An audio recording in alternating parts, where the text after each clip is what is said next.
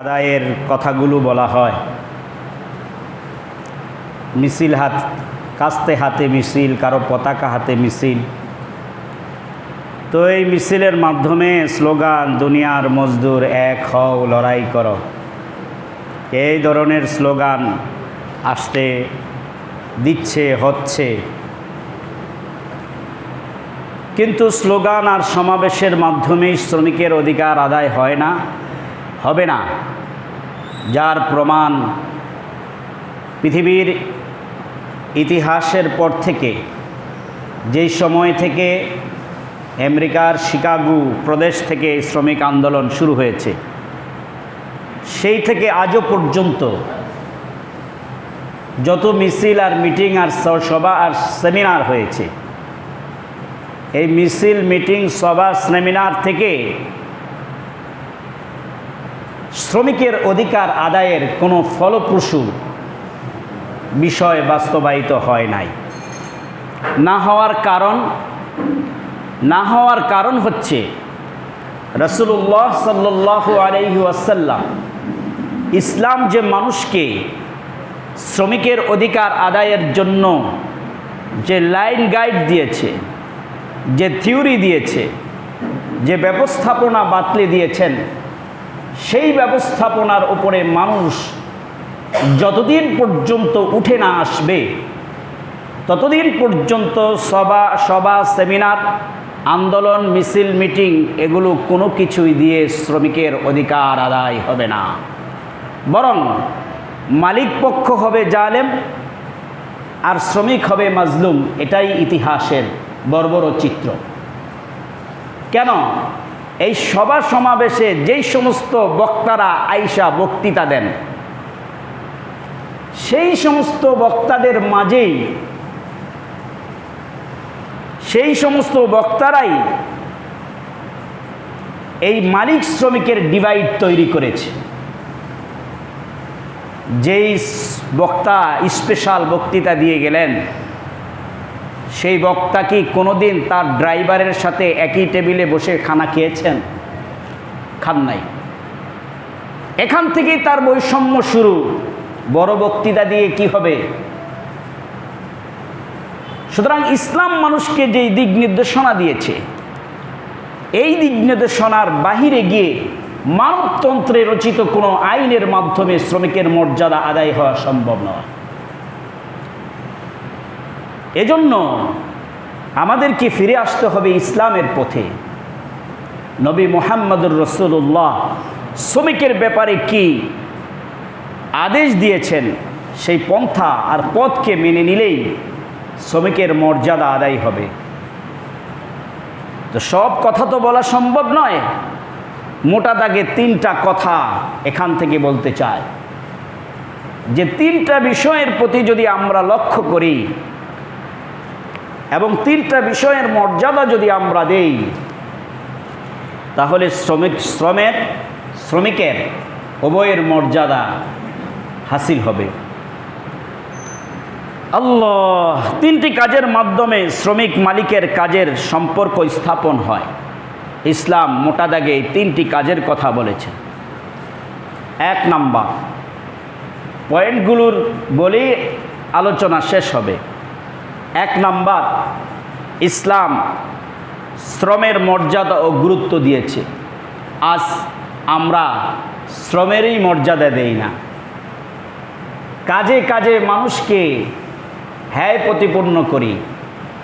আমি সচিব আর আরেকজন রিক্সা চালক মুচি, তো এই জন্য আমি তার কাছে বসি না, তার কথা শুনি না, তার কথাকে সমাজে আমি গ্রহণযোগ্য মনে করি না। কেন? শ্রমের মর্যাদা আমার কাছে নাই। অথচ ইসলাম শিখিয়েছে যে শ্রমের মর্যাদা ও গুরুত্ব দিতে হবে। তুমি যেই হও, যেই কাজই করো না কেন, এটা তোমার শ্রম, পরিশ্রম। এই পরিশ্রমের মর্যাদা ইসলাম পরিপূর্ণভাবে একজন ব্যক্তিকে দিয়েছে। পৃথিবীতে আজ যা কিছু সুন্দর দেখি, যা কিছু সুন্দর, সব কিছুই কিন্তু কোনো না কোনো শ্রমিকের হাতেই তৈরি। শ্রমিক যদি আমাকে আমার চুলগুলো ভালো করে কেটে না দিত, তাহলে আমার চেহারাটা এত সুন্দর দেখাইতো না। এখানেও শ্রমিকের ভূমিকা। পিরামিড থেকে শুরু করে নিজ ঘরের ওয়াশরুম পর্যন্ত প্রত্যেকটা ক্ষেত্রে শ্রমিকের ভূমিকা অগ্রাধিকার, যাদের কারণে পরিবেশ সুন্দর ও সুশীল রয়েছে। আমি যে ঘরে বসবাস করছি নিরাপদে, সেই ঘরটার ওয়াল, দেয়াল, ফ্লোর, টাইলসের কাজ, দেয়ালের কাজ, বিল্ডিংয়ের ছাদের কাজ কিন্তু কোনো না কোনো শ্রমিকই করেছে। সুতরাং এই থেকে বোঝা যায় কোনো কাজ ছোট নয়। শ্রমের মর্যাদা দিতে হবে, গুরুত্ব দিতে হবে। আমাদের সমাজের বেখেলাপ দেখা যায়, একজন মেহনতি ছেলে যে মেহনত করছে, তো তাকে রিক্সা চালায় যে তাকে আমরা কোনো গুরুত্বই দিই না। যে মুচি তারে আমরা গুরুত্বই দিতে চাই না। যে স্বাভাবিক কাজের লোক তার কথা আমরা শুনতেই চাই না। তো এই রাসূলুল্লাহ সাল্লাল্লাহু আলাইহি ওয়াসাল্লাম বলেন, শ্রমের মর্যাদা দাও, শ্রমের গুরুত্ব দাও। রাসূল সাল্লাল্লাহু আলাইহি ওয়াসাল্লাম শ্রমের গুরুত্ব দিয়েছেন। আল্লাহ রাসূল সাল্লাল্লাহু আলাইহি ওয়াসাল্লামের কাছে এক বেদুইন এসেছেন। রাসূলুল্লাহ সাল্লাল্লাহু আলাইহি ওয়াসাল্লাম বেদুইনকে মদিনার মসজিদের সামনে দেখে নিজ স্থান থেকে উঠে তার হাতে চুমু খেয়েছে। সাহাবায়ে কেরাম আশ্চর্য হলেন, ইয়া রাসূলুল্লাহ, অপরিচিত বেদুইন ব্যক্তি যার হাতে মাটি লেগে আছে, এমন ব্যক্তির হাতে আপনি চুমু খেয়েছেন? রাসূলুল্লাহ সাল্লাল্লাহু আলাইহি ওয়াসাল্লাম বলেছেন, এই ব্যক্তি ওই সমস্ত লোক থেকে ভালো যারা অলসতায় যাদের জীবনকে অতিবাহিত করছে, আর ওই সমস্ত লোক থেকে এই লোক আল্লাহর কাছে অতি প্রিয় যে নিজ হাতে কামাই করে খাচ্ছে। সুবহানাল্লাহ, সুবহানাল্লাহ। রাসূলুল্লাহ সাল্লাল্লাহু আলাইহি ওয়াসাল্লাম এই কথাটা হাদিসে নববীতে বলেছেন। আল্লাহ রাসূল সাল্লাল্লাহু আলাইহি ওয়াসাল্লাম বলেন, মা আকালা আহাদুন তুআমান কাত্তুন খায়রান মিন আইয়াকুলা মিন আমালি ইয়াদিহি। রাসূল বলেন, মা আকালা আহাদুন তুআমান কাত্তুন খায়রান মিন আইয়াকুলা মিন আমালি ইয়াদিহি। ওই খাবারের মতো উত্তম খাবার আমি আর কখনো দেখি নাই, যেই খাবারটা সে তার নিজ হাতে কষ্টে অর্জিত করে কামাই করেছে। সুবহানাল্লাহ। এতে রাসূলুল্লাহ সাল্লাল্লাহু আলাইহি ওয়াসাল্লাম কাজের গুরুত্ব দিয়েছেন, শ্রমের গুরুত্ব দিয়েছেন। এই জন্য আমাদেরকে শ্রমের মর্যাদা ও গুরুত্ব দিতে হবে, চাই সে কাজই করুক না কেন, এটা আমাদের কাজ। 2 নম্বরে ইসলাম আমাদেরকে শিখিয়েছে শ্রমিকের অধিকার। শ্রমিকের কি অধিকার, সেই অধিকার আদায় করার জন্য ইসলাম আমাদেরকে দিক নির্দেশনা দিয়েছে।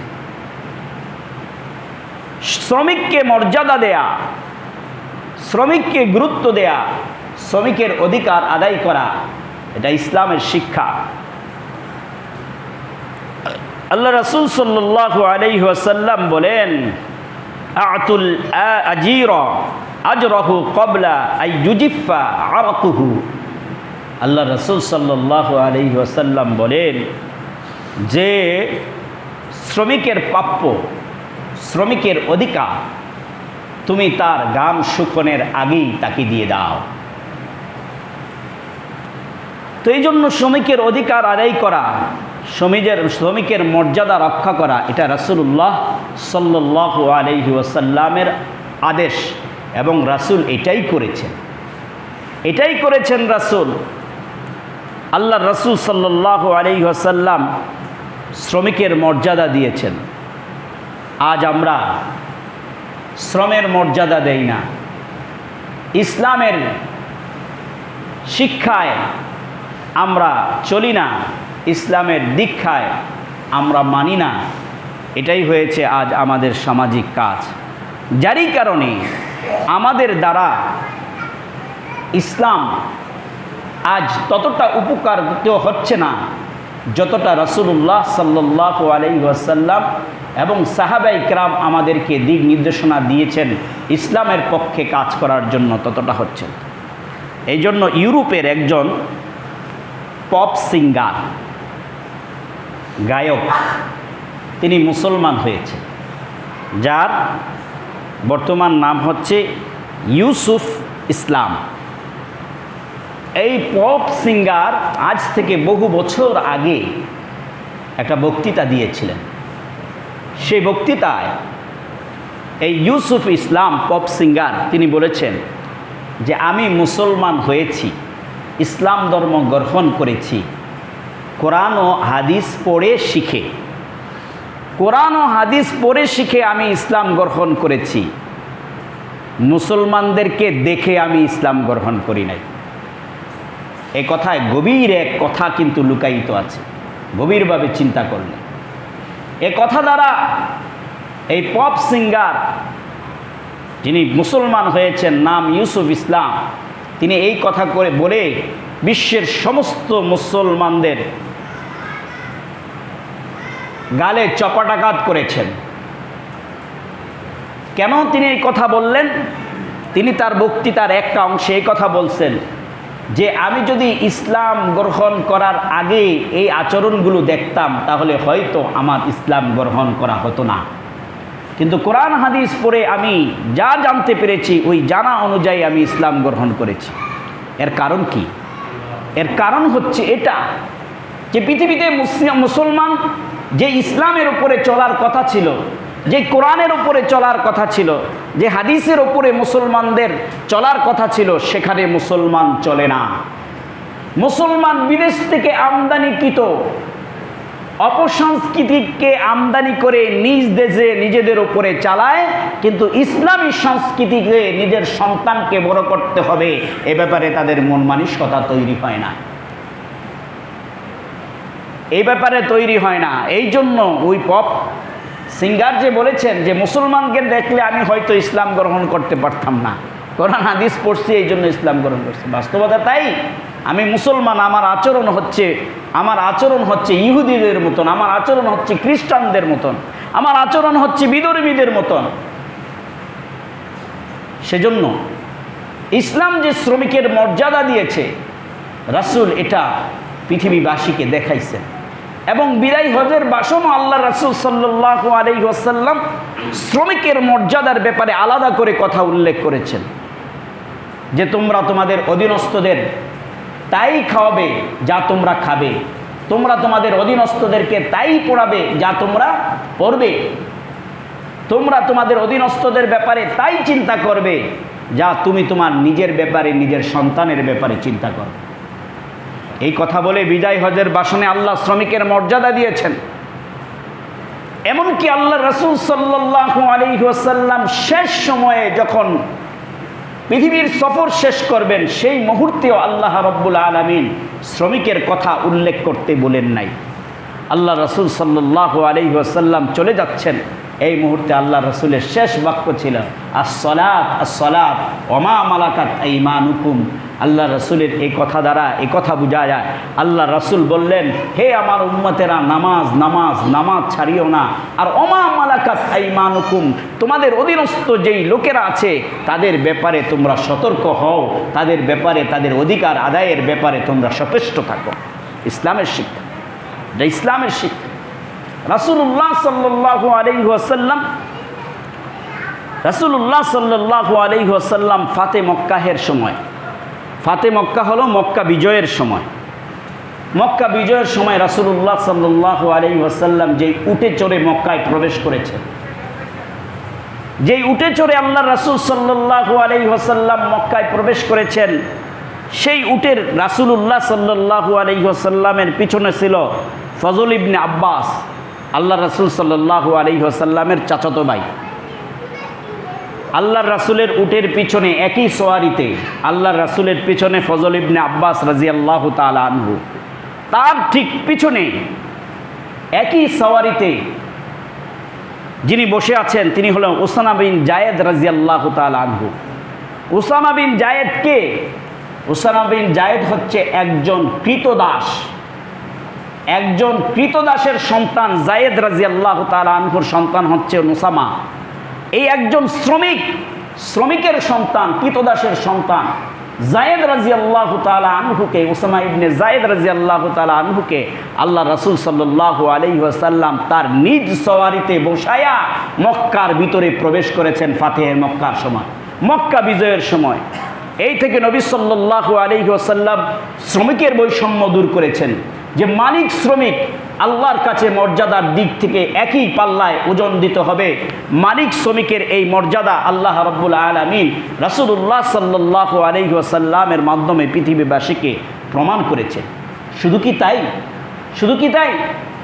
রাসূলুল্লাহ সাল্লাল্লাহু আলাইহি ওয়াসাল্লাম যে বছর পৃথিবী থেকে চলে যাবেন, পৃথিবী থেকে যে বছর চলে যাবেন, সেই বছর রাসূলুল্লাহ সাল্লাল্লাহু আলাইহি ওয়াসাল্লাম যুদ্ধের জন্য একটি দলকে প্রস্তুত করলেন। সেই দলের সেনাপতি দিয়েছেন উসামা ইবনে জায়েদ, উসামা বিন জায়েদ রাদিয়াল্লাহু তাআলা আনহুকে। উসামা বিন জায়েদের কথা একটু আগে বলেছে, যিনি কৃতদাসের সন্তান, একজন দাসীর সন্তান। তাকে সেনাপ্রধানের দায়িত্ব দিয়ে যুদ্ধে প্রেরণ করার জন্য সৈন্যবাহিনী আল্লাহ রাসূল প্রস্তুত করলেন। সেই সৈন্যবাহিনীর মধ্যে ওমর ইবনুল খাত্তাব রাদিয়াল্লাহু তাআলা আনহুর নাম ছিল। ওমর ইবনুল খাত্তাব রাদিয়াল্লাহু তাআলা আনহুর নাম ছিল সেই সৈন্যবাহিনীর কাতারে, যেখানের সেনাপ্রধান হলো উসামা বিন জায়েদ রাদিয়াল্লাহু তাআলা আনহু। কিন্তু ভাগ্যের নির্মম পরিহাস হলো, কাফেলা যুদ্ধের ময়দানে রওনা দেওয়ার আগেই রাসূলুল্লাহ সাল্লাল্লাহু আলাইহি ওয়াসাল্লাম পৃথিবীর সফর শেষ করলেন, অর্থাৎ আল্লাহ রাসূল পৃথিবী থেকে চলে গেলেন। এই জন্য কাফেলা আর ততক্ষণে রওনা দিতে পারে নাই। আল্লাহ রাসূল সাল্লাল্লাহু আলাইহি ওয়াসাল্লামের এই বিয়োগ ব্যথায় কাফেলাটা পরবর্তীতে আবু বকর রাদিয়াল্লাহু তাআলা আনহুর খেলাফত যখন গ্রহণ করলেন, কিছুদিন পরে তখন কাফেলা রওনা দেওয়ার জন্য আবু বকর রাদিয়াল্লাহু তাআলা আনহু কাফেলাকে প্রস্তুত করলেন। যে রাসূলুল্লাহ সাল্লাল্লাহু আলাইহি ওয়াসাল্লাম যেভাবে কাফেলা প্রস্তুত করেছেন, ঠিক একই আদর্শে আবু বকর রাদিয়াল্লাহু তাআলা আনহু কাফেলা প্রস্তুত করলেন। সেই কাফেলার মধ্যে যে ওমর রাদিয়াল্লাহু তাআলা আনহুর নাম ছিল, আবু বকর রাদিয়াল্লাহু তাআলা আনহু অনেক পথ রাতের গভীরে হেঁটে উসামা ইবনে জায়েদ রাদিয়াল্লাহু তাআলা আনহুর বাড়ি পর্যন্ত গেছেন। গিয়ে উসামার ঘরের দরজায় নক করছেন। উসামা রাদিয়াল্লাহু তাআলা আনহু ঘরের দরজা খুলে দেখলেন সেখানে আবু বকর সিদ্দিক রাদিয়াল্লাহু তাআলা আনহু খলিফাতুল মুসলিমিন, তিনি এসেছেন। তা আবু বকর রাদিয়াল্লাহু তাআলা আনহু উসামাকে বললেন, উসামা, তোমার কাছে আমি একটা আবদার করতে চাই। সে আবদার হলো, সবেমাত্র খেলাফতের দায়িত্ব আমি গ্রহণ করেছি। আমার খেলাফতের কার্যে সাহায্য করার জন্য বর্তমান সময়ে উমরকে আমার খুব দরকার। কিন্তু রাসূল তোমার এই লিস্টির মধ্যে, তোমার যুদ্ধের এই সৈন্যবাহিনীর মধ্যে উমরের নাম দিয়েছে।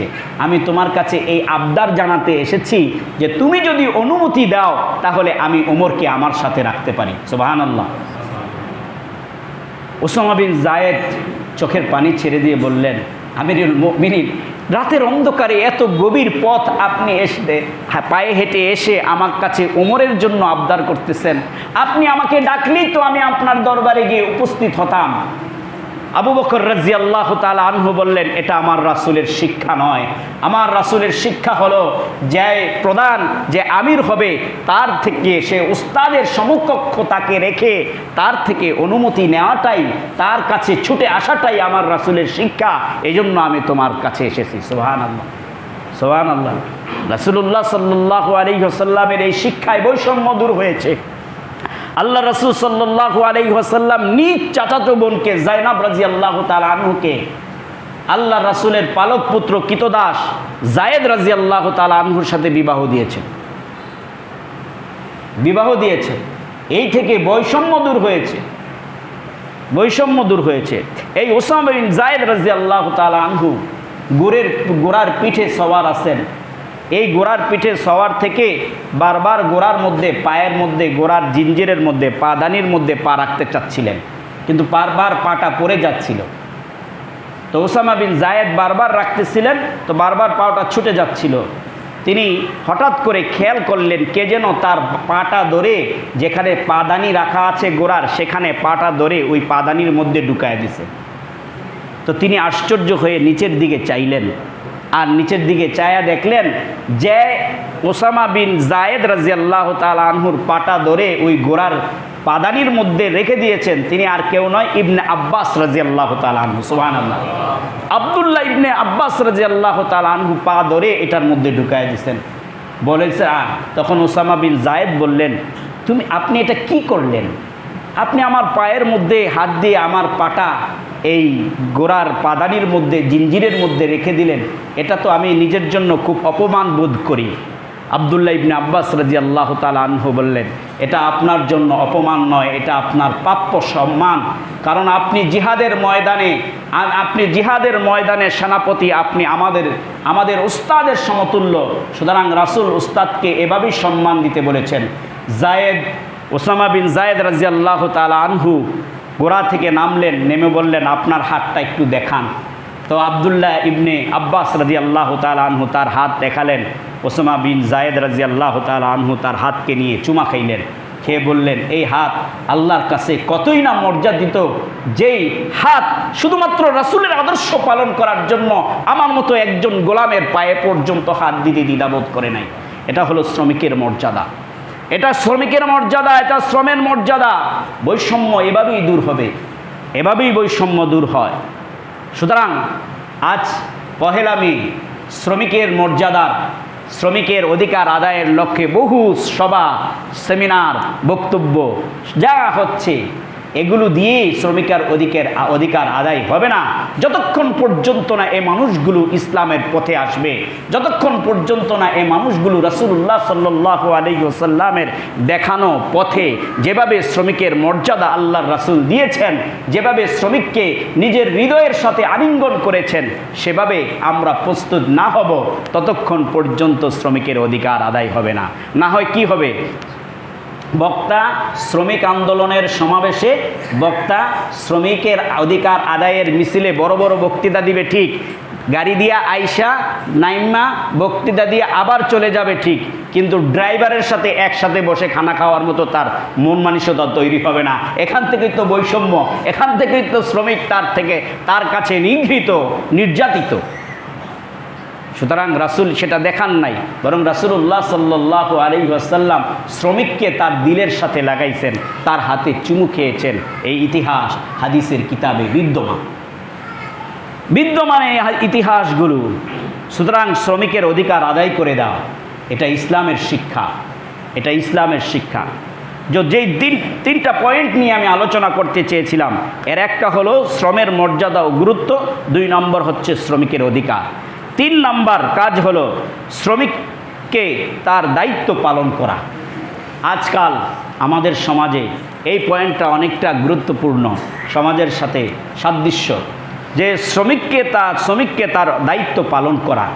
আমরা আজ এই ওয়াজ বহুত করি, এমনকি শ্রমিকরাও অনেক জানে এই ওয়াজ, মানে যে শ্রমের ঘাম শুকানোর আগেই শ্রমিককে তার পারিশ্রমিক দিয়ে দাও। এটা স্পষ্ট হাদিস, এবং এই হাদিস শ্রমিকের ভালো মুখস্থ। কিন্তু প্রকৃতপক্ষে এটাও জানতে হবে যে একজন শ্রমিককে তার দায়িত্ব নিজ অবস্থানে থেকে পালন করতে হবে। মালিকের যেমন শ্রমিকের প্রতি তার দায়িত্ব অধিকার আদায়ের যেমন কর্তব্য আছে, ঠিক শ্রমিকেরও মালিকের দায়িত্ব পালন করা, মালিকের অধিকার আদায়ের কর্তব্য রয়েছে। আজ শ্রমিক সন্ধ্যা শেষে ঠিকই তার মূল্যের জন্য খাড়ায় থাকে, দেরি হইলে আবার এই হাদিস শোনায় যে শ্রমিকের ঘাম শুকানোর আগেই তার পারিশ্রমিক দিয়ে দেন, কথা সত্য। কিন্তু এর গণ্ডির ভিতরে যে কাজটা আদায় হওয়ার দরকার ছিল, সেটা শ্রমিক তার অধিকার ঠিক মতন আদায় করেছে কিনা, একদিন 1 ঘন্টায় যতটুকু কাজ শ্রমিক চাইলে আদায় করতে পারত, সেই ততটুকু সময় সেই কাজটাকে মালিককে সঠিকভাবে আদায় করে দিয়েছে কিনা, এই জন্য শ্রমিককে আল্লাহর আদালতে দাঁড়াইতে হবে। ওই আপনি সিগারেট আর পানি আর চা খাইতে গিয়ে 3 ঘন্টা কাটায় আসবেন, অথচ এটা খাইতে লাগতো 10 মিনিট, চুক্তিতে দিলে 5 মিনিট, খাইতেও যায় না। চুক্তিতে দিলে খেতেও যায় না, তার মানে কি চা তার খাওয়া লাগে না। কিন্তু যখন রোজে নেয় তখন চা খাইতে গিয়ে 3 ঘন্টা, খানা খাইতে গিয়ে 4 ঘন্টা। জিজ্ঞেস করলে ভাই এত দেরি করলেন, খামের লোকে কি খাওয়ান দাওয়ান বাদ দিয়ে দিব নাকি? হ্যাঁ, আপনি মানে মানুষের কষ্ট বোঝেন না। কষ্ট তো উভয়টা বুঝতে হবে। তোমার অধিকার যেমন আদায় করতে ইসলাম আমাকে দিক নির্দেশনা দিয়েছে, তোমাকেও ইসলাম দিক নির্দেশনা এটাই দিয়েছে যে তুমি মালিকের সঠিক অধিকার আদায় করো, তার কাজটাকে পরিপূর্ণভাবে হক আদায় করে করো, তবেই তুমি তার টাকা নিয়ে খাওয়াটা তোমার জন্য বৈধ হবে। তাইলেই বৈধ হবে, বৈধ হবে। ওই অন্যের জন্য, অন্যেরটা হলে আর খবর নাই, নিজেরটা হলে খুব কদর, এটার নামও বৈষম্য, এটার নামও বৈষম্য। অন্যের গাড়ি বাড়ায় চালাইলে ইচ্ছা রহমে চালায়, ওসা নিচা পাহাড় পর্বত কোনো কিছু মানে না, গাড়ি চালায় না বিমান চালায় বলা যায় না। আর নিজেরটা চালাইলে ছোট ছোট গদ হইল সেটার মধ্যেও থামে যায় না, জোরে পেট্রোল দেয় না। কেন? কয় আমার নিজের। ভাই একটু তাড়াতাড়ি চালান, মসজিদে যাইতে হইব, জামাতের সময় হয়েছে। কয় ওসা নিচা দেখেন না গাড়ির স্প্রিং নষ্ট হয়ে যাবে। এর আগে যে 8টাতে আপনি বিমান চালাইছেন, তো এটা তো আমার না, এটা আমার। বুঝে আসছে? তো এগুলোর দিকে খেয়াল রাখতে হবে। শ্রমিকের মর্যাদা দিতে যেমন ইসলাম মালিককে বলেছেন, শ্রমিককেও ইসলাম বলেছেন মালিকের অধিকার আদায় করার জন্য।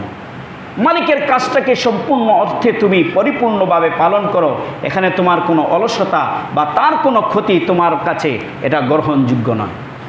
বারাটিয়া মালিক, বারাটিয়া বাড়ির মালিকের ক্ষেত্রে একই কথা। বাড়ির মালিক তার সিঁড়িতে জোরে হাঁটে না, কিন্তু এই যদি অন্যখানে বাড়া থাকে তাইলে তার সিঁড়িতে জোরে হাঁটে বলে সিঁড়ির টাইলস খুললা লায়, দেয়াল নষ্ট করে লায়, পানির কল নষ্ট করে ফেলে, যা আছে তাই করে। একটা আছে নষ্ট হয়ে গেছে সেটা ভিন্ন কথা, কিন্তু ইচ্ছা করে নষ্ট করাটা হবে তোমার জন্য জুলুম, তোমার জন্য জুলুম। এগুলো সব ইসলামের অধিকার, সব ইসলামের অধিকার। এই জন্য 3টা পয়েন্ট নিয়ে আলোচনা করতে চেয়েছিলাম। একটা হলো শ্রমের মর্যাদা ও গুরুত্ব, যেটা সম্পর্কে বলেছি। 2 নম্বরে শ্রমিকের অধিকার। 3 নম্বরে শ্রমিককে তার দায়িত্ব পালন করার ব্যাপারে দায়িত্বশীল হওয়া, এটাও ইসলামের শিক্ষা। এই শিক্ষাগুলো যদি আমরা মালিক শ্রমিক উভয়ে মনে রাখি, তাহলে আমাদের আগামীর পৃথিবীটা হবে সুন্দর। কেউ কারো অধিকারের উপরে হস্তক্ষেপ করা হবে না, তাহলেই হবে ইসলামের পরিপক্ক শিক্ষা। আল্লাহ রাব্বুল আলামিন আমাদের সবাইকে ইসলামের শিক্ষায় শিক্ষিত হয়ে, দীক্ষিত হয়ে ইসলামের পথে আমল করার তৌফিক দান করুন। আমিন।